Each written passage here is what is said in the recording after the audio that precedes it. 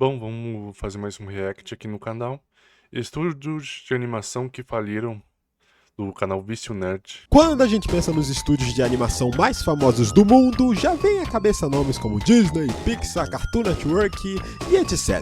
A maioria desses está firme e forte há décadas, lançando sucesso atrás de sucessos e enchendo os bolsos de money. Quer dizer, quase todos, né, Cartoon? Não! Não morra, por favor! Não estou morrendo, seu idiota! Mas vendo todos esses casos, bateu aquela dúvida. Será que é tão difícil manter esse império? Bom, é tão fácil quanto manter um castelo de cartas na frente de um ventilador ligado no máximo. E para provar isso, hoje vamos olhar o outro lado da história. Estúdios que faliram, quebraram, fecharam, evaporaram e sobraram apenas poeira cósmica. E por falar em estúdios que deram ruim, que tal falar de um universo onde o caos só tá começando, com titãs destruindo tudo, começando com um estúdio que marcou a infância de muitos noventeiros. Peraí, o nome dessa empresa é... E a logo é uma criança dizendo... Eu aposto que eles pensaram, vamos tirar o K que ninguém vai notar nada. Notamos sim. Essa empresa tem um portfólio de produções que hoje em dia são bem nostálgicas, como o clássico Inspetor Bugiganga. Ela também fez Ursinhos Carinhosos, Capitão Planeta, Os Caça-Fantasmas e Dennis o Pimentinha. Ela também adaptou para a TV várias produções do mundo dos Gremlins, como as 3 primeiras animações do Sonic, Double Dragon, The Legends of Zelda e Super Mario Bros. Aquela animação onde tem o Toad falando...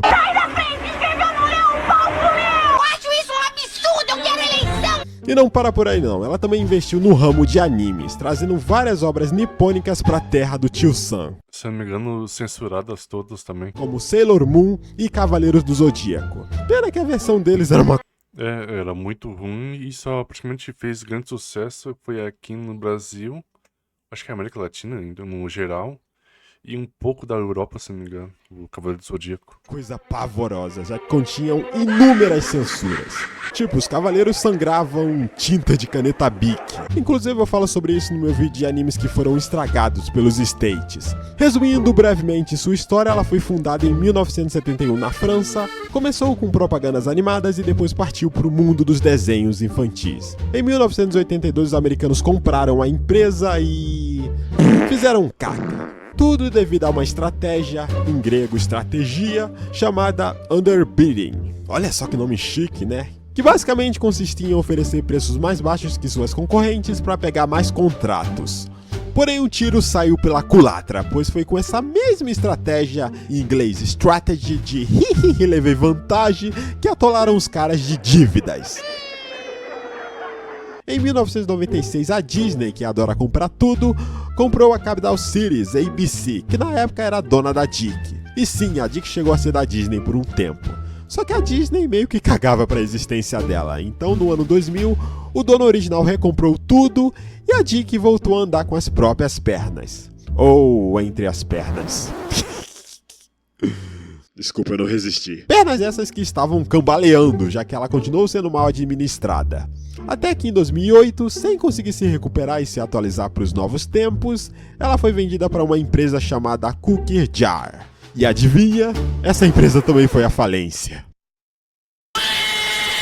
Antes de falar da Cookie Jar, a gente precisa organizar uma bagunça cronológica aqui, porque... sério... é empresa comprando empresa que comprou outra empresa e no fim ninguém sabe de quem é quem. A Sinar surgiu lá no Canadá e virou um dos nomes mais fortes da animação infantil e que no futuro iria virar Cookie Jar. Nos anos 80 e 90 os caras estavam voando alto, com desenhos que viraram febre aqui na TV Cultura, como Arnold, Arthur, Caillou e Zubumafu. Além de outras animações bem marcantes, como Luluzinha, com um valor de mercado estimado em 1,5 bilhão de doletas. dinheiro. Mas aí veio a virada dos anos 2000 e... escândalos! Os caras estavam plagiando o roteiro, desviando grana pra conta no exterior e usando roteiristas americanos escondidos para ganhar incentivo fiscal canadense. Resultado... acusações criminais, condenações e até prisão dos executivos. Quero ver meu advogado! A imagem da empresa foi pro espaço, junto com o valor de mercado. E o que uma empresa faz quando está com o nome queimado e devendo até os pelos do ânus? muda de nome e... Começa de novo. Não aconteceu nada. E foi assim que a Cinar virou a famosa Cookie Jar. De 2004 até 2012, a Cookie Jar ainda lançou produções de sucesso como Johnny Test, Pink Dink Doo e Spider Riders. Mas é claro, deu ruim de novo. E em 2008, a Cookie Jar comprou a Dick.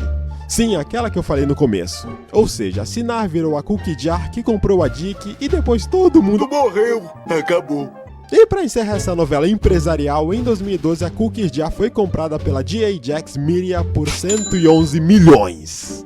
Hoje, a G.A. Jax já mudou de nome também e agora se chama Wild Brand. Meu Deus, que confusão.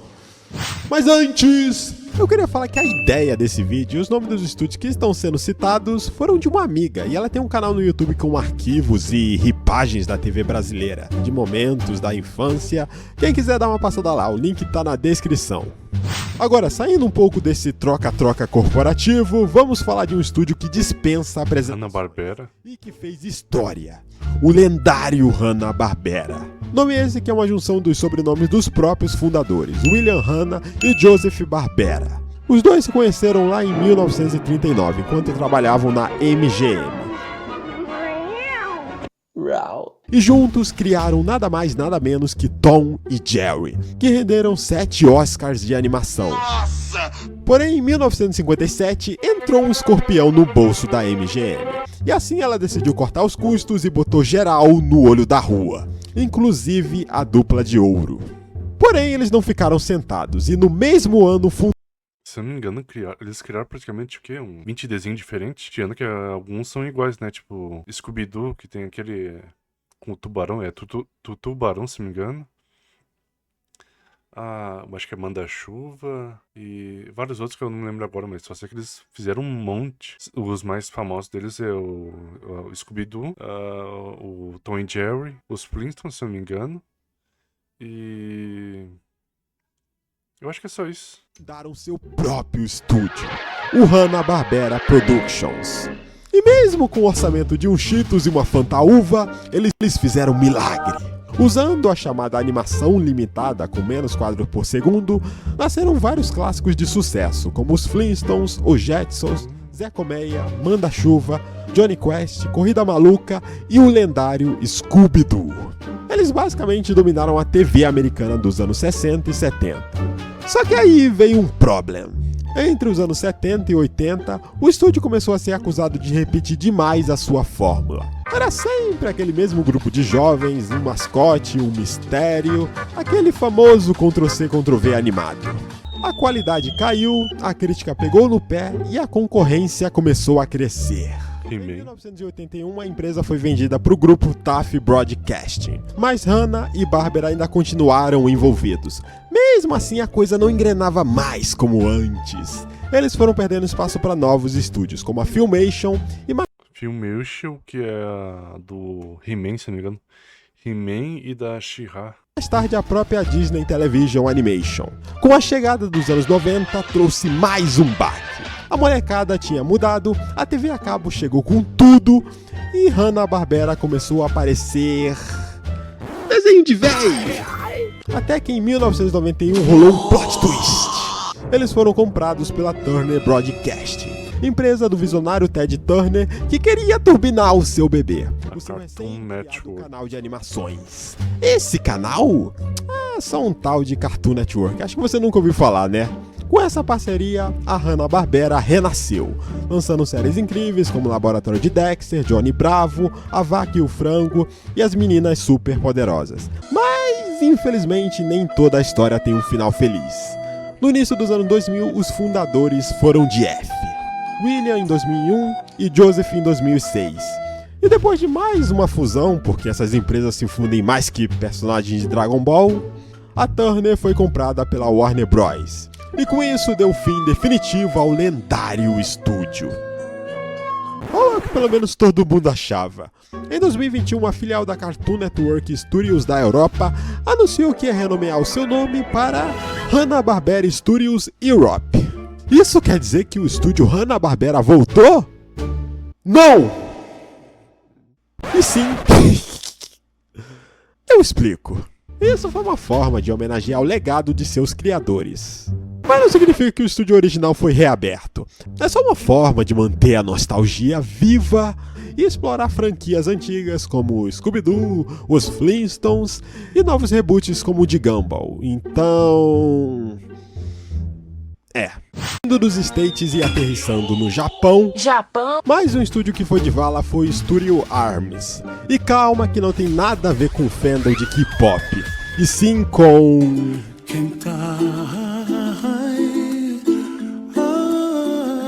Pois é.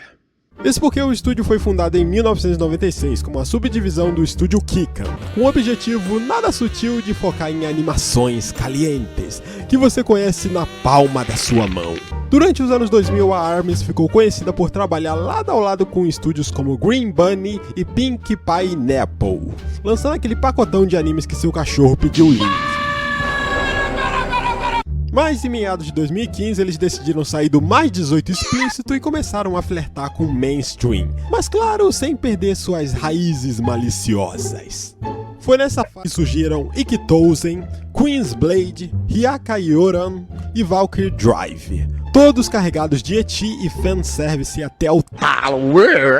Mas o auge mesmo veio com Elfen Lied, aquele anime com visual fofo, mas com uma trama brutal que te deixa precisando de terapia. Só que depois de Valkyrie Drive em 2015, o estúdio entrou num limbo criativo, não lançando nada de novo e relevante. Em 2017 eles até tentaram dar uma repaginada, mudando seu nome de empresa para Common Sense, ou Senso Comum em português. Um nome irônico considerando o histórico do estúdio. Mas já era tarde. Durante a pandemia em 2020, os responsáveis se reuniram e decidiram que não dava mais. Atolados de dívidas e com o mundo inteiro parado, em 4 de agosto de 2020, o estúdio ARMS se foi, deixando um legado marcado por sangue, peitos e zero senso comum. Saindo do Japão e pousando na Europa, mais precisamente na França, vamos falar da Moon Scoop, um estúdio que nasceu em 2003 da junção de dois outros estúdios, a France Animation e a Enter Films Production.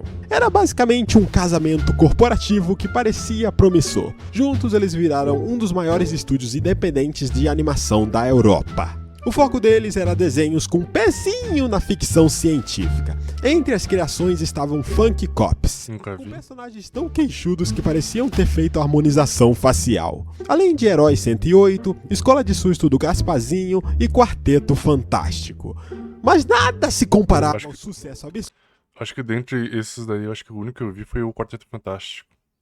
De Code Lyoko. Aquele desenho onde os personagens tinham mais testa que Larissa Manoela, fazendo um sucesso absurdo entre os anos de 2003 a 2007. Porém, o tempo foi passando e os novos lançamentos não emplacavam nem com uma reza braba. E as dívidas começaram a bater na porta. Como cartada final, em 2013 eles resolveram lançar um live action chamado Code Lyoko Evolution. E olha, depois de Dragon Ball Evolution, a gente aprendeu que tudo com Evolution no nome é um sinal de perigo. Resultado, flopou que é uma beleza, e os fãs cagaram. Pra fechar com chave de caixão, o estúdio ainda se meteu numa guerra judicial por direitos autorais e má gestão. Em 2014 veio o veredito final: falência, deixando uma bela dívida de 4 milhões de euros. Continuando no Japão, agora vamos falar da Manglobe, mais um estúdio que foi de base e deixou os fãs órfãos no processo. Fundado em... O único que eu vi desse aqui foi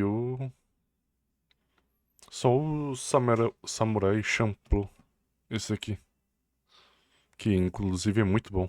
Em 2002, o estúdio teve uma vida relativamente curta, decretando falência em 2015. Mas apesar do fim precoce, a Manglobe entregou produções que marcaram a memória de muita gente. Entre os destaques estão Samurai Champloo, aquele anime que mistura samurai com hip hop, o cultíssimo Ergo Proxy, o violento Deadman Wonderland, Nunca vi. Michiko e Hatchin, um anime que se passa no Brasil e tem mais tiroteio que novela da Globo. E também Gangstar, que foi... Esse daí eu vi. Queria uma continuação, mas... entendi. Não teve continuação porque o estúdio faliu. Mas eu curti o design, era bom as lutas. Ironicamente, seu último suspiro antes de falecer. E tem também um curioso caso do filme Genocidal Organ. A Manglobe começou a produção dele, mas teve que largar no meio do caminho.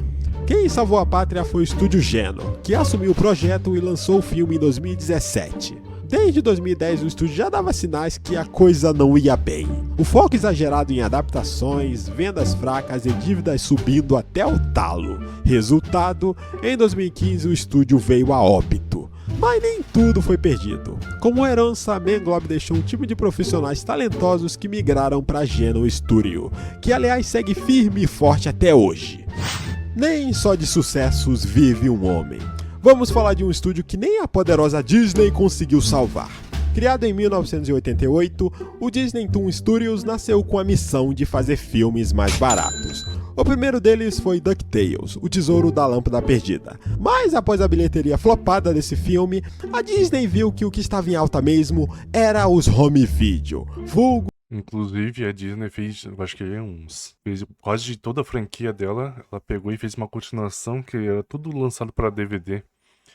Se eu não me engano, teve a da Pocahontas, Mulan, se eu não me engano, e várias outras animações tiveram continuações direto para DVD. Até eu acho que é de Pequena Sereia, se não me engano, teve. Os DVDs e VHS. Então eles resolveram focar em produzir continuações de filmes famosos, o que deu início a uma chuva de sequências como Rei Leão 2 e 3, Aladdin e os 40 Ladrões, Pequena Sereia 2, Cinderela 2, e entre outros filmes com 2 no nome. E olha, essas fitas vendiam horrores, mesmo com o orçamento de um miojo. Mas em 2006 a Disney comprou a Pixar. Junto veio o chefão criativo dela, o John Lasseter, que disse: "Chega!", dizendo que essas continuações meia boca sujavam a marca da empresa. E de fato algumas delas eram bem duvidosas. E com essa canetada vários projetos foram cancelados, como Bambi 3 e Dumbo 2. E o Disney Toon teve que mudar de rumo. Em 2008 eles lançaram a franquia Disney Fadas estrelando a Tinkerbell. Foram 6 filmes que fizeram sucesso com o público infantil, especialmente o feminino, e uma chuva de produtos licenciados. Mas a magia foi acabando, e em 2015 o último filme da franquia foi cancelado, e outras produções também foram engavetadas. E vendo que ter 3 estúdios de animação eram desnecessários, decidiram centralizar tudo na Pixar e no Walt Disney Animation, que já estava focando em produções de cinema e streaming com qualidade top. E com isso, em 2018, o Disney Toon sucumbiu, com 75 funcionários na rua.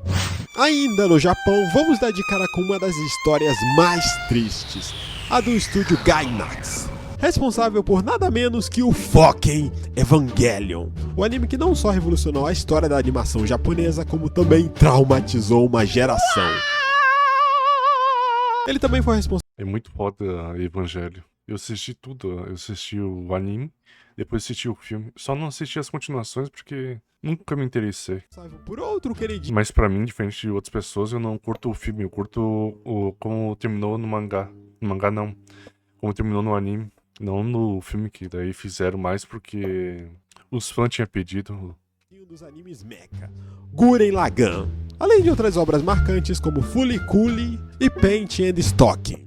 Fundada em 1984, a Gainax teve seu auge nos anos 90 e 2000, mas começou a desandar bonito lá em 2012, graças aos executivos que tomavam decisões cada vez mais bizarras que as outras, como dívidas gigantescas, empréstimos sem garantia e até investimentos aleatórios em restaurantes. Tá brincando comigo? Mas o golpe mais duro foi perder seus maiores talentos. Hideaki Anno, o pai de Evangelion, e Hiroyuki Imaishi, o diretor de Gurren Lagann, abandonaram o Titanic e fundaram seus próprios estúdios, a Kara e a Trigger.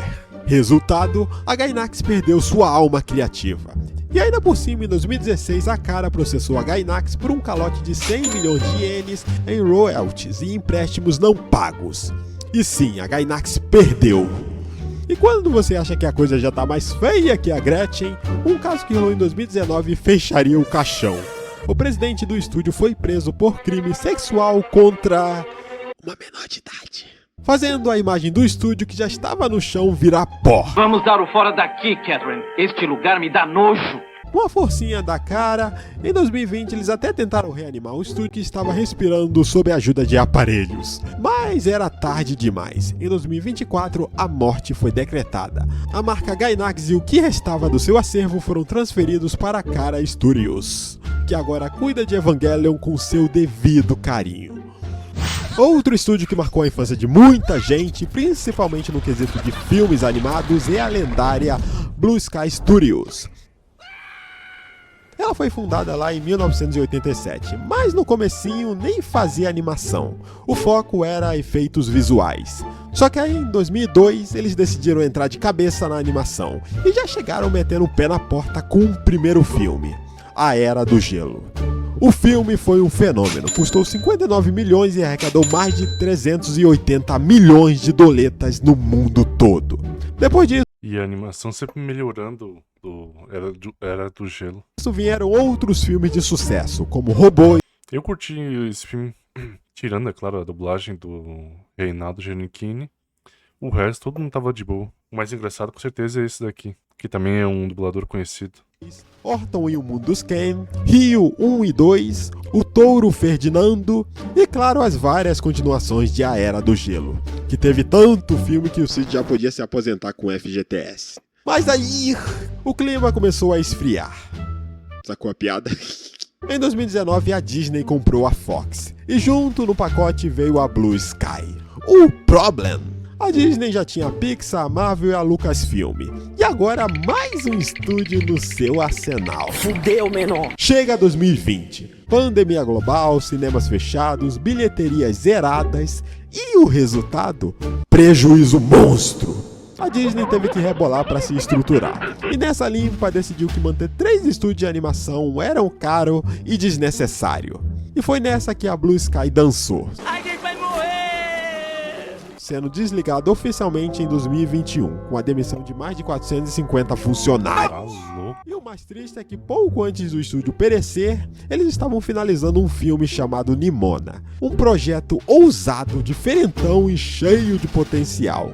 Mas com o estúdio fechado, o filme foi engavetado. Só que em 2023 a Netflix entrou em cena, pegou a responsa e lançou o filme. E olha, a Netflix erra várias vezes. Na verdade ela erra em tudo. Mas nessa daqui os caras mandaram bem demais. Então palmas. É isso, gente. Vou ficando por aqui. Deixa o like, valeu e até o próximo vídeo. Bem, o que acontece bastante é de comprarem, assim como o nome, assim como em negócio de restaurante, as coisas, e vários ramos empresariais, eles comprarem algo simplesmente pra fechar, pra não ter concorrência, sabe? Daí, tipo, a empresa Blue Sky tá fazendo muito dinheiro com tanta animação, vão lá, compram.